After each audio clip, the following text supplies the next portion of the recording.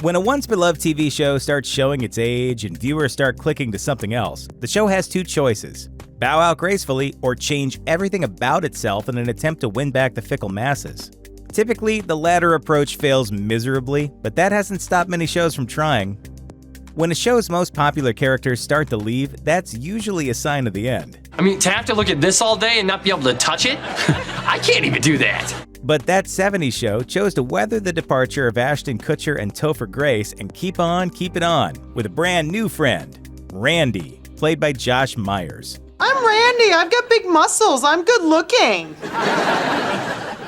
You're an ass. As the Washington Post pointed out, there was just nothing interesting about Randy.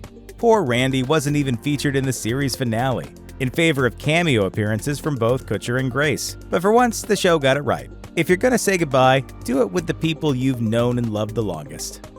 My God! If my closet were like this, I never would have come out of it. Some shows try to save themselves with new characters or wacky plot twists. According to the New York Post, Will and Grace was starting to fall apart by season 6. To cover for this, the show trotted out guest star after B-list guest star. Will and Grace limped on for a couple more seasons before finally getting axed in 2006. Amazingly, over 10 years later, it was revived for 2 more seasons in 2017. Wait a minute. What about Stan? Is he still alive? Am I still rich? Answer the last one first. Like that 70s show, 2.5 Men attempted to survive losing its main characters and ultimately failed miserably. Want to know a surefire hangover cure? Never stop drinking. After Charlie Sheen called it quits, he was replaced by Ashton Kutcher. But that's nothing compared to how they handled the departure of Angus Jones, who played the half-man, Jake. In the season 11 premiere, we were introduced to Jenny. And you are? Your niece. Your niece? That's a pretty name. Is that Dutch? No, I'm Jenny. I'm your brother Charlie's daughter. And as TV Guide put it, the apple definitely doesn't fall far from the tree. Charlie was a debauched alcoholic who slept with beautiful women, and Jenny was a debauched alcoholic who slept with beautiful women. Sadly, 2.5 Men went bye-bye, even obliterating a Charlie Sheen stand-in during the finale. Hey, if you're gonna go out swinging. Just because a show jokingly admits to jumping the shark doesn't mean it hasn't. Case in point, The X-Files, in which an episode actually titled Jump the Shark proceeded to do just that. Let's just say this case has a distinct smell to it, a certain paranormal bouquet. The cracks were starting to show in The X-Files by season 9 in 2002. It had lost David Duchovny, except for a handful of appearances, and had no real hope of recovering. So, according to Salon, it did something truly unexpected. The Lone Gunmen, the show's popular trio of conspiracy theorists and hackers, appeared for the first time since their spin-off show, also called The Lone Gunmen, got canceled. Fox celebrated their return by promptly killing them off during an attempt to foil a bioterrorist's plot. The attention-grabbing move didn't help, and X-Files' 9th season became its last until 2016, when it was revived for a 6-episode 10th season. This is actually evidence of a parallel universe. Wait, what? For 7 seasons, Roseanne was a super realistic smash hit portrayal of a typical middle-class blue-collar family.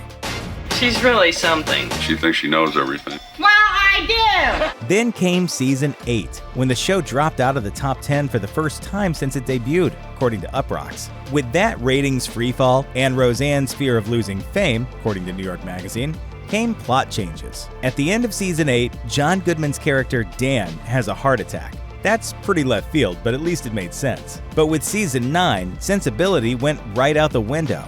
Dan recovered from his heart attack, and the family won $108 million in the lottery. This begat a season filled with wacky adventures, but this departure proved unpopular with viewers, and the show ended on the laziest plot twist ever. Season 9 was fictional.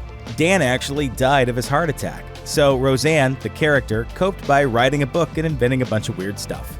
Mork and Mindy was a huge success for its first couple seasons, but the old wacky alien doesn't fully get Earth gimmick wore thin after a while. According to IO9, by the time season 3 had wrapped, ABC was contemplating ending the show outright. They would only allow the series to continue if everything changed. And so, Mork and Mindy got married and conceived a child.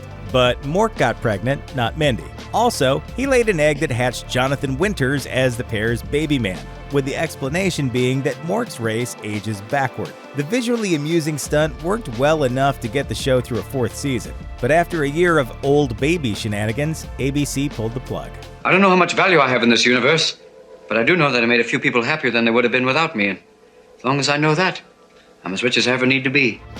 Cousin Oliver syndrome refers to any time a TV show tries to gain back lost viewers by adding a cute kid to the roster. This rarely works, and in the case of the Brady Bunch's edition of Cousin Oliver, it resulted in the show's rapid demise. Oh, gee, I'm sorry. I was just trying to help. You can say the same thing for a less talked about example of Cousin Oliver syndrome, Olivia from The Cosby Show. By season 6, The Cosby Show was beginning to show its age. Many of the show's children had long grown up, leaving it lacking youth and cuteness. And so Olivia, Denise's 4-year-old stepdaughter, suddenly joined the fray.